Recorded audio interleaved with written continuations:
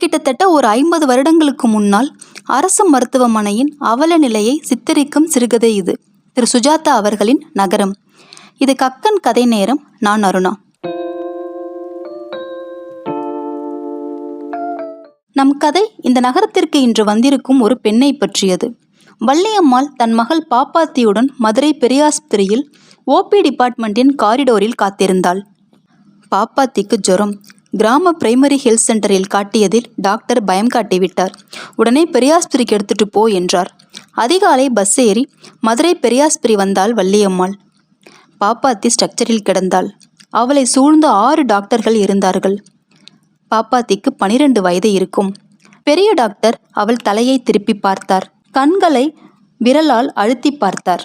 பெரிய டாக்டர் மேல்நாட்டில் படித்தவர். Post graduate வகுப்புகள் எடுப்பவர். Acute case of meningitis, notice this என்றார். வள்ளியம்மாள் அந்த புரியாத சம்பாஷணைக்கிடையே தன் மகளை ஏக்கத்துடன் நோக்கி கொண்டிருந்தாள். பெரிய டாக்டர் வள்ளியம்மாளை அட்மிட் பண்ண சொல்லி சொன்னார். வள்ளியம்மாள் அவர்கள் முகங்களை மாற்றி மாற்றி பார்த்தாள். அவர்களில் ஒருவர், இதை பாருமா, இந்த பொண்ணை இந்த ஆஸ்பத்திரியில் சேர்க்க சொல்றாங்க என்றார். வள்ளியம்மாள் பெரிய டாக்டரை பார்த்து, ஐயா, குழந்தைக்கு சரியா போயிடுங்களா என்றாள். முதல்ல அட்மிட் பண்ணு, நாங்க பார்த்துக்கிறோம் என்றார் பெரிய டாக்டர். எனக்கு கிளாஸ் எடுக்கணும், போயிட்டு வந்ததும் பார்க்கிறேன் என்றார் பெரிய டாக்டர்.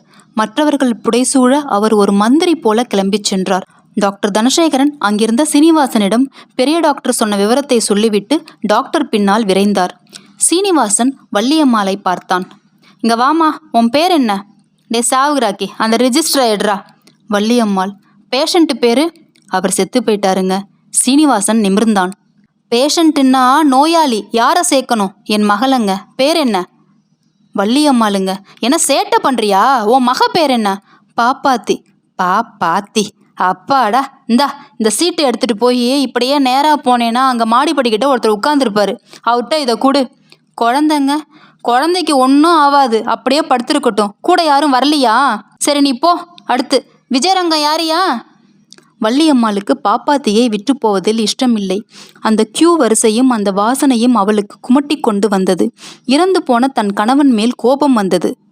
அடுத்து மக்கள் சாறை சாறையாக நிற்கும் ஒரு வரிசைக்கு போய் சேர்ந்தாள் வள்ளியம்மாள். அங்கே இருக்கும் அந்த வரிசையை பார்ப்பதற்கே அவளுக்கு பயமாக இருந்தது. ரொம்ப நேரமாவுங்களா என்று கேட்கவும் பயமாக இருந்தது அவளுக்கு. அங்கே இருக்கும் ஒரு நபர், இதை பாரு, வரிசையா நிற்கணும், இப்படி ஈசல் பொத்தல் மாதிரி வந்தீங்கன்னா நாங்கள் என்ன செய்யறது? வள்ளியம்மாள் 30 நிமிடம் காத்திருந்தாள். 30 நிமிடம் காத்திருந்த பின் அவள் நீட்டிய சீட்டு அவளிடமிருந்து பிடுங்கப்பட்டது. டாக்டர் கையெழுத்தே இதில் இல்லை, போய் டாக்டர் கையெழுத்து வாங்கிட்டு வா. அதுக்கு எங்கிட்டு போகணும் சாமி? எங்கேருந்து வந்த? மூணாண்டிப்பட்டிங்க. மூணாண்டிப்பட்டி. உன் புருஷனுக்கு என்ன வருமானம்? புருஷன் இல்லைங்க. உனக்கு என்ன வருமானம்? அவள் புரியாமல் விழித்தாள். இந்த கேள்விக்கு அவளுக்கு பதில் சொல்ல தெரியவில்லை. வருமானம்னா ரூவா ரூவா ரூவா. மாதம் எவ்வளோ சம்பாதிப்ப? அறுப்புக்கு போனால் நெல்லா கிடைக்கும், அப்புறம் கம்பு கேழ்வரகு. ரூவா கிடையாதா? சரி சரி, 90 ரூபான்னு போட்டு வைக்கிறேன். மாசங்களா? பயப்படாத, சார்ஜ் எல்லாம் பண்ண மாட்டாங்க. இந்த சீட்டை எடுத்துட்டு நேராக அப்படியே இடது பக்கம் போனேன்னா, ஓ உனக்கு இடது பக்கம்னா தெரியாதா, பீச்சாங்கை பக்கம் போனேன்னா அங்கே செவுத்துல 48ன்னு ஒன்று போட்டிருக்கும். 48னா தெரியுமா தெரியாதா உனக்கு? 48 நம்பர் என்பது எப்படி இருக்கும் என்பதே அவளுக்கு தெரியாது. ஆனால் அவளுக்கு கேட்கவும் பயமாக இருந்தது. அந்த நபர் பக்கத்தில் இருந்த நபரிடம், அமல்ராஜ், இந்த அம்மாவுக்கு 48ஆம் நம்பர் ரூமை காட்டியா? இந்த ஆள் பின்னாடியே போ, இவர் அங்கதான் போறாரு என்றான். அவள் அமல்ராஜின் பின்னே ஓட வேண்டி இருந்தது. அங்கே மற்றொரு பெஞ்சில் மற்றொரு கூட்டம் கூடியிருந்தது. அவள் சீட்டை ஒருவன் வாங்கி கொண்டான். வள்ளியம்மாளுக்கு ஒன்றும் சாப்பிடாததாலும் அந்த ஆஸ்பத்திரி வாசனையினாலும் கொஞ்சம் சுற்றியது. 1/2 மணி நேரம் கழித்து அவள் அழைக்கப்பட்டாள். அறையின் உள்ளே சென்றாள். எதிரெதிராக இருவர் உட்கார்ந்து காகித பென்சிலால் எழுதி கொண்டிருந்தார்கள். அவர்களில் ஒருத்தன் அவள் சீட்டை பார்த்தான், திரும்பி பார்த்தான். ஓபி டிபார்ட்மெண்ட்லேருந்து வரியா? இந்த கேள்விக்கு அவளால் பதில் சொல்ல முடியவில்லை. அட்மிட் பண்ணுறதுன்னு எழுதியிருக்கு, இப்போ இடம் இல்லை, நாளைக்கு காலையில் சரியா 7:30 மணிக்கு வந்துடுன்னு. இந்த பாருமா, இங்கேவே நாளைக்கு காலம்பரை 7:30 மணிக்கு வந்துடு, என்ன புரியுதா? வள்ளியம்மாளுக்கு அவர் இப்படி சொன்னதும் என்ன செய்வது என்றே புரியவில்லை. அந்த அறையை விட்டு வெளியே வந்தாள்.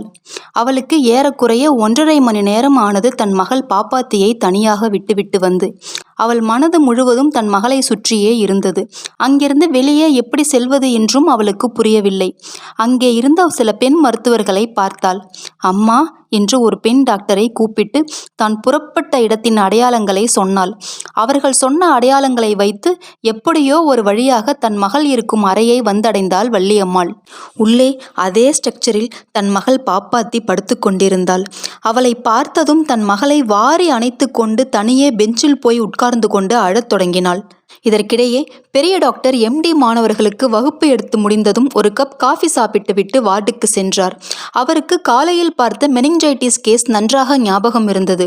இன்னைக்கு காலையில் அட்மிட் பண்ண சொல்லி ஒரு மெனிஞ்சைட்டிஸ் கேஸ் ஒன்று சொன்னேனே, அந்த 12 வயது பொண்ணு எங்கேயா அட்மிட் பண்ணியிருக்கீங்க அந்த பொண்ணை? இன்னைக்கு யாரும் அட்மிட் ஆகலையே டாக்டர். என்னது, அட்மிட் ஆகலையா? நான் ஸ்பெசிஃபிக்காக சொன்னேனே. தனசேகரன் உங்களுக்கு ஞாபகம் இல்லையா? இருக்கிறது டாக்டர். பால், கொஞ்சம் போய் விசாரிச்சுட்டு வாங்க. பால் என்பவர் நேராக கீழே சென்று எதிரெதிராக இருந்த கிளர்க்குகளிடம் விசாரித்தார். எங்கயா அட்மிட்னு நீங்கள் பாட்டுக்கு எழுதி கொடுத்துடுறீங்க, இங்கே வார்டில் நிற்க கூட இடம் கிடையாது.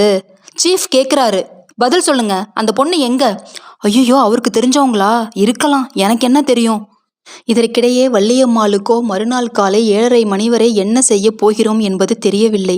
அவளுக்கு ஆஸ்பத்திரியின் சூழ்நிலை மிகவும் அச்சம் தந்தது. அவர்கள் தன்னை பெண்ணுடன் இருக்க அனுமதிப்பார்களா என்பது தெரியவில்லை. வள்ளியம்மாள் யோசித்தாள். தன் மகள் பாப்பாத்தியை அள்ளி அணைத்து கொண்டு மார்பின் மேல் சார்த்தி கொண்டு தலை தோளில் சாய கை கால்கள் தொங்க ஆஸ்பத்திரியை விட்டு வெளியே வந்தாள். மஞ்சள் நிற சைக்கிள் ரிக்ஷாவில் ஏறிக்கொண்டாள். அவனை பஸ் ஸ்டாண்டுக்கு போக சொன்னாள். வள்ளியம்மாள் இப்படியாக ஆஸ்பத்திரியை விட்டு வெளியே சென்றாள். இதற்கிடையில் மருத்துவமனையில் வார்டில் இடம் இல்லாததாலும் அந்த பெண்ணை நாளை காலை 7:30 மணிக்கு வரச் சொன்ன விடயம் அந்த சீஃப் டாக்டருக்கு தெரிந்துவிட்டது. What nonsense! நாளை காலம்பரை 7:30 மணியா? அதுக்குள்ள அந்த பொண்ணு செத்து போயிடும்யா. டாக்டர் தனசேகரன், நீங்க ஓபியில் போய் பாருங்க, அங்கதான் இருக்கும். இந்த வார்டில் இடம் இல்லாட்டி என்ன, என்கிட்ட சொன்னீங்கன்னா நான் ஒரு வார்டு அரேஞ்ச் பண்ணியிருப்பேன்ல. டாக்டர், அங்கே இருக்கிற வார்டெல்லாம் ரிசர்வ் பண்ணி வச்சிருக்காங்க. I don't care. I want that girl admitted now, right now. பெரியவர் அம்மாதிரி இதுவரை கடிந்து பேசி யாரும் பார்த்ததில்லை. பயந்த டாக்டர் தனசேகரன், பால், தலைமை நர்ஸ் மிராண்டா அனைவரும் ஆளுக்கு ஒரு பக்கமாக வள்ளியம்மாளை தேடி ஓடிக்கொண்டிருந்தனர். வெறும் ஜுரம் தானே, பேசாம மூணாண்டிப்பட்டிக்கே போய்விடலாம், வைத்தியரிடம் காட்டிவிடலாம், கிராம ஆஸ்பத்திரிக்கு போக வேண்டாம். அந்த டாக்டர் தான் பயங்காட்டி நம்மள மதுரைக்கு போக சொன்னார். சரியா போயிடும் விடு. வெள்ளைக்கட்டி போட்டு விபூதி மந்திரிச்சு விடலாம். சைக்கிள் ரிக்ஷா பஸ் ஸ்டாண்டை நோக்கி போய்கொண்டிருக்கும் பொழுது வள்ளியம்மாள் தன் பாப்பாத்தியிடம் பேசிக்கொண்டிருந்தாள் இவ்வாறாக. பாப்பாத்தி, உனக்கு மட்டும் ஜுரம் சரியா போயிட்டுன்னா வைத்தீஸ்வரன் கோயிலுக்கு 2 கை நிறைய காசை வந்து காணிக்கையா அளிக்கிறேன் அப்படின்னு நான் வேண்டிக்கிறேன். கண்டிப்பா உனக்கு ஜுரம் சரியா போயிடும் அப்படின்னு சொல்லிக்கொண்டே ரிக்ஷா மதுரை பஸ் ஸ்டாண்ட் நிலையத்தை நோக்கி சென்றது. இவ்வாறாக கதையை முடிக்கிறார் எழுத்துலகத்தின் ஜாம்பவானான திரு சுஜாதா அவர்கள். இந்த கதையை படிக்கும் பொழுதும் கேட்கும் பொழுதும் இன்றைக்கும் வள்ளியம்மாள் மாதிரி யாராவது ஒரு சில நபர்களை நீங்கள் அரசு மருத்துவமனைகளில் சந்திக்க நேர்ந்தால் அவர்களுக்கு பொருளாதார ரீதியாக நாம் எந்த உதவி செய்யாவிட்டாலும் பரவாயில்லை, அவர்களுடைய அறியாமையை நீக்குவதற்காகவாவது நாம் ஒரு சில உதவிகளை செய்தால் இதுவே இந்த சமுதாயத்திற்கு நாம் செய்யும் பேருதவியாகும்.